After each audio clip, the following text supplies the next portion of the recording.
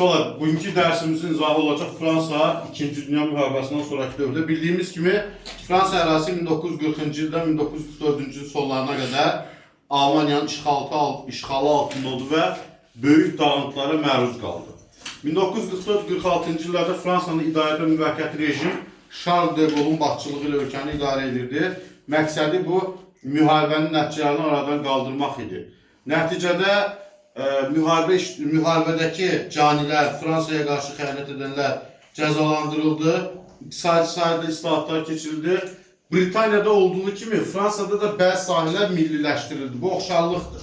Britaniyada Etkin hökuməti milliləşmə siyasəti həyata keçirib.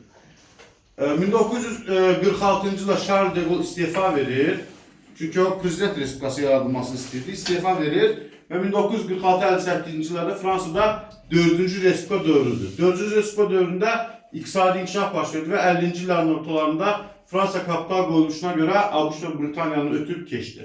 Xarici siyasətdə 1949-cu ildə Avropa Şurasının yaradılmasında, 1957-ci ildə Avropa İqtisadi Birliğinin yaradılmasında Fransa əsas rol oynadı. Yəni Avropa dövlətlərinin inteqrasiyasında böyük rol oynuyordu. Xarici siyasətdə Britaniyada olduğu kimi Fransada da bu oxşarlıqdır. Əsas məqsəd müstəmləkələri qorumaq idi.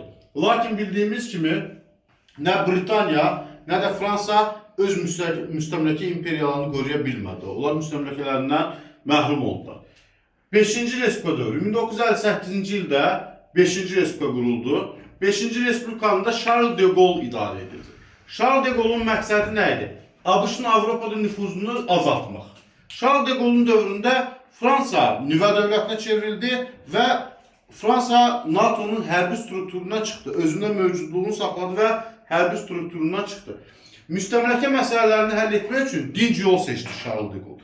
60-cı illərin əvvəllərində Ekvador və Qərbi Afrikaya, 1962-ci ildə Evian sahəsi ilə isə Əlcəzairə müstəqillik verildi və beləliklə də Fransa müstəqillikə imperiyası dağıldı. 70-ci illərdə iqtisadi böhran baş verdi və bu da hakimiyyətə François Mitterrandın gəlməsi ilə nəticələndi. Hakimiyyət illəri 1981-1995-ci illəri əhatə edir. François Mitterrand Charles de Gaulle'dan fərqli olaraq daha çox ABŞ-la əməkdaşlıq edirdi və NATO ilə əməkdaşlığı davam etdirirdi.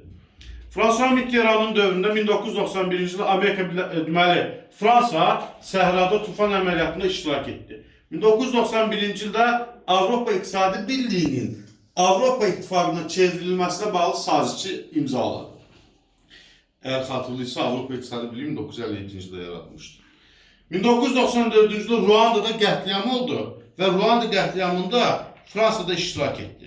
Sonra bunu etiraf etdilər.